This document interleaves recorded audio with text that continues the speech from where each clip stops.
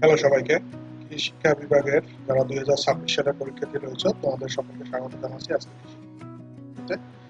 আমরা এই কৃষি টিউব চ্যানেলে এসএসসি 2026 পরীক্ষার্থীদের জন্য যে শর্ট কোর্সটি অন করেছি, এই শর্ট কোর্সের আজকে দ্বিতীয় পত্রের শিক্ষার দ্বিতীয় পত্রের একদম সর্বশেষ অধ্যায়, এবং এই অধ্যায়টি একটি গুরুত্বপূর্ণ অধ্যায়, কারণ এই অধ্যায়টি বিগত দিনের পরীক্ষাতে ছিল না, কিন্তু তোমাদের সময় এটি আবার পরীক্ষার জন্য সিলেবাসভুক্ত হয়েছে। অর্থাৎ এটি 2019 সালের পরে কিন্তু এই চ্যাপ্টার থেকে কোনো প্রশ্ন হয়নি, এবং 2019 সালেই সর্বশেষ প্রশ্ন হয়েছে। এই অধ্যায়টি খুবই গুরুত্বপূর্ণ। এই অধ্যায়টি নিয়ে আমরা এখন আলোচনা করব। চলো বন্ধুরা, আমরা আমাদের ক্লাসে প্রবেশ করি। তো শুরুতে আমরা যদি এই চ্যাপ্টারের অ্যানালাইসিস দেখি, সেক্ষেত্রে কিন্তু এই চ্যাপ্টার থেকেও প্রতি বছর যখন প্রশ্ন হতো একটি করে প্রশ্ন আসতো, অর্থাৎ প্রতি সেটে একটি করে প্রশ্ন। যেহেতু পরীক্ষায় 2টি সেট হয়, সেখানে কিন্তু প্রতি বছর একটি করে প্রশ্ন আমরা এই চ্যাপ্টার থেকে পেতাম, এবং এইবার যেহেতু পূর্ণাঙ্গ সিলেবাসের পরীক্ষা, তোমরাও আশা করি একটি প্রশ্ন পাবে। চলো শুরুতেই আমরা 2019 সালের প্রশ্নটি সলভ করি। দেখো, রাজশাহী, যশোর এবং কুমিল্লা বোর্ড 2019 সালে যে প্রশ্নটি এসেছিল, এখানে উদ্দীপক ছিল ফরিদপুর গ্রামের অধিকাংশ কৃষক গরিব, অর্থ ও কারিগরি জ্ঞানের পরামর্শক্রমের অভাবে তারা কাঙ্ক্ষিত ফলন পাচ্ছে। কৃষি কর্মকর্তার পরামর্শে তারা একজোট হয়ে একটি সংগঠন গড়ে তোলে। উক্ত সংগঠনের মাধ্যমে তারা ব্যাংক থেকে কৃষি ঋণ নিয়ে ফসল চাষ করে সফল হয়। প্রশ্ন এসেছে ফসল বিন্যাস কি, ফসলের জমিতে শস্য পর্যায়ে অবলম্বন করা হয় কেন, উদ্দীপকের উল্লেখিত কৃষি ঋণের উৎসসমূহ ব্যাখ্যা করো, উদ্দীপকের আলোকে সংগঠনটি কৃষি উন্নয়নে কিভাবে ভূমিকা রাখে বিশ্লেষণ। চলো বন্ধুরা, আমরা উত্তরটা দেখি। দেখো, প্রথমে রয়েছে ফসল বিন্যাস কি।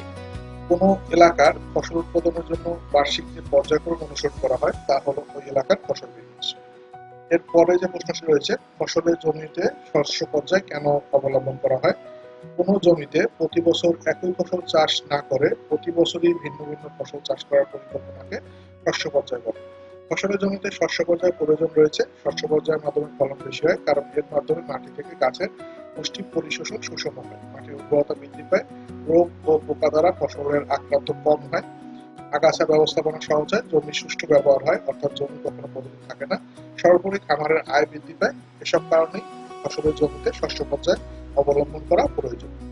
এই অধ্যায়টি মূলত একটু বর্ণনামূলক, তো এই অধ্যায় থেকে প্রশ্ন উত্তর করার সময় তোমরা একটু বর্ণনা করেই লিখবে, কারণ এখানে কিন্তু বর্ণনামূলক উত্তরই পরীক্ষক মহোদয় তোমাদের পূর্ণমান দেওয়ার চেষ্টা করবে।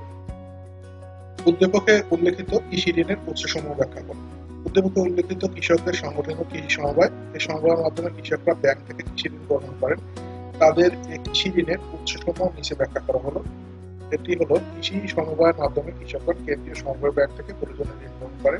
বাংলাদেশ জাতীয় সমবায় ব্যাংক 3টি স্তর বিশিষ্ট। প্রধান স্তরের ঢাকা স্তর বাংলাদেশ সমবায় ব্যাংক, মাধ্যমিক স্তরের জেলা পর্যায়ে 64টি সমবায় কেন্দ্রীয় ব্যাংক, এবং 12টি কেন্দ্রীয় ইক্ষু উৎপাদনকারী সমবায় সমিতি, 16টি সমবায় সমিতি, জমি বন্ধককারী ব্যাংক, এবং শতাধিক উপজেলা কেন্দ্রীয় সমবায় সমিতি রয়েছে। শেষ এবং প্রাথমিক স্তরে বহু সংখ্যক বহুমুখী সমবায় সমিতি রয়েছে।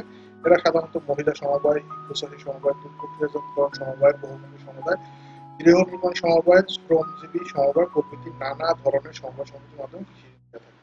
এসব উৎস থেকেই উদ্দীপকের কৃষকরা কৃষি ঋণ গ্রহণ করে থাকে। এরপরে ঘ নম্বরের প্রশ্ন ছিল, উদ্দীপকের আলোকে সংগঠনটি কৃষি উন্নয়নে কিভাবে ভূমিকা রাখে বিশ্লেষণ। দেখো, উদ্দীপকের সংগঠনটি হচ্ছে সমবায়, এবং সমবায় কৃষি উন্নয়নে গুরুত্বপূর্ণ ভূমিকা রাখে। সেই উত্তরটি কিন্তু এখানে লেখা রয়েছে, যেমন বীজ, সার, যন্ত্রপাতি কিনতে যে খরচ হয় সেটি তারা ঋণ থেকে নিতে পারে, এবং সমবায়ের মাধ্যমে আর্থিকভাবে লাভবান করে, এটি ব্যাখ্যা করা হয়েছে। আশা করি এই উত্তরটি তোমরা একটু পড়লেই বুঝবে। একটু সময় নিয়ে পড়তে পারো, অথবা একটি স্ক্রিনশট রাখতে পারো, তবে সময় অনুযায়ী পড়ে নেবে। এরপরে আমরা যদি দ্বিতীয় আরেকটি প্রশ্ন দেখি, 2018 সালে যে প্রশ্ন এসেছিল, সেখানে যে উদ্দীপক, দেখো, কুলিপুর গ্রামের কৃষকদের আধুনিক যন্ত্রপাতি না থাকায় কৃষি উৎপাদন ব্যাহত হয়, আবার সঠিকভাবে কৃষি পণ্য সংরক্ষণ বাস্তবায়নে অসুবিধা হয়। কৃষি কর্মকর্তার পরামর্শের জন্য গেলে কৃষকদের নিয়ে এক ধরনের গণতান্ত্রিক ভাবে সমিতি গঠনের পরামর্শ দেন, এবং সমিতি আইনের বিষয়টি বুঝিয়ে দেন। প্রশ্ন এসেছে কৃষি পণ্য বাজারজাতকরণ কি, ক্ষুদ্র ঋণ জনপ্রিয় কেন ব্যাখ্যা করো। উদ্দীপকের কৃষি কর্মকর্তা কোন আইনের কথা বলেছেন ব্যাখ্যা করো। কৃষি উন্নয়নে উদ্দীপকে উল্লেখিত সমিতির ভূমিকা বিশ্লেষণ করো। দেখো, এখানে বাজারজাতকরণ কি, উৎপাদিত কৃষি পণ্য উৎপাদনকারীদের নিকট থেকে চূড়ান্ত ভোক্তার নিকট পৌঁছানোর যতগুলো প্রক্রিয়া রয়েছে সকল প্রক্রিয়ার সমন্বয় হলো বাজারজাতকরণ। এরপরে ক্ষুদ্র ঋণ জনপ্রিয় কেন? স্বল্প টাকার ঋণকে ক্ষুদ্র ঋণ বলে। দারিদ্র গ্রামবাসী ঋণ গ্রহীতার জামানত দেওয়ার মতো কোনো সম্পত্তি থাকে না বলে আর্থিক প্রতিষ্ঠানগুলো তাদের সাধারণত ঋণ দিতে চায় না।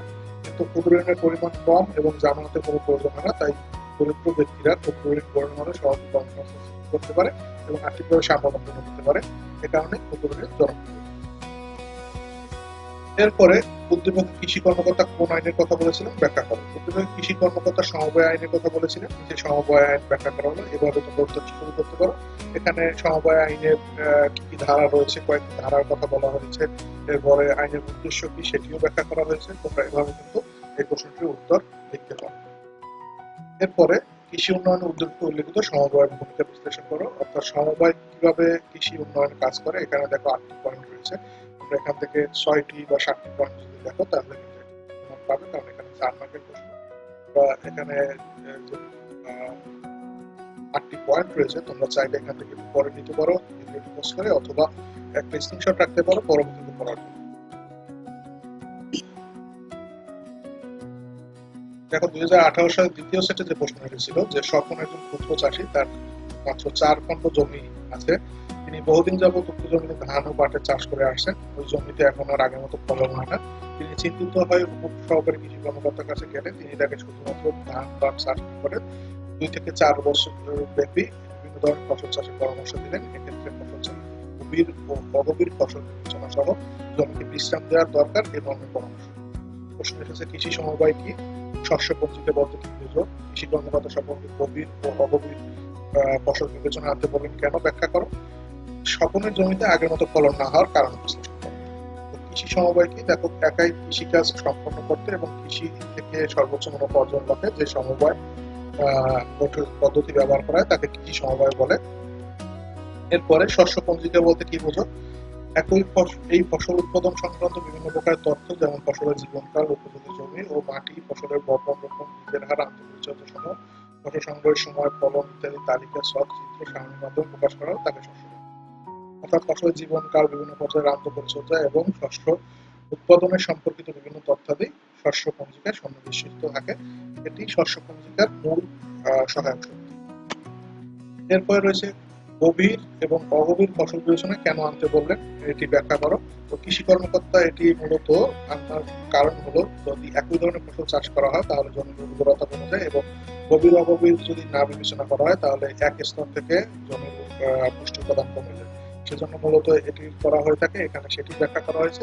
এছাড়া বারবার একই ডেপ্থের যদি ফসল চাষ করা হয় তাহলে কিন্তু প্লাউপান সৃষ্টি হতে পারে, যেটি রিচিং লস বা অন্য ক্ষেত্রে সহায়তা করে, ফলে ফসল উৎপাদন ব্যাহত হয়। এই কথাগুলো কিন্তু এখানে ব্যাখ্যা করা হয়েছে। তোমরা চাইলে এখানে ভিডিওটি পজ করে 2 মিনিট পরে নিতে পারো এবং চাইলে একটু নোটও নিতে পারো, তাহলে কিন্তু পারবে।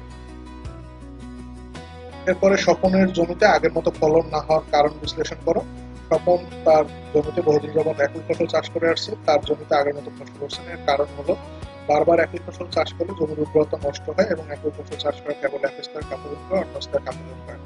এই যে কথাগুলো রয়েছে এটি কিন্তু এখানে ব্যাখ্যা রয়েছে যে মাটির জৈব রাসায়নিক গুণাগুণ নষ্ট হয়, মাটির উর্বরতা নষ্ট হয়, আবহাওয়া জলবায়ুর কারণ রয়েছে। তো এইসব কারণে কিন্তু ফলন কমে যায়। এটিও তোমরা একটি স্ক্রিনশট রাখতে পারো এবং পরবর্তীতে পড়ে নিতে পারো।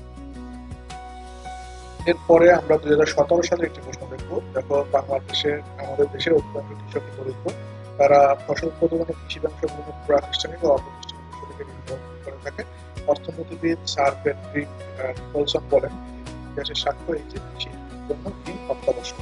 তো সেক্ষেত্রে কৃষি অর্থনীতি কি, সমবায় কেন প্রয়োজন ব্যাখ্যা করো।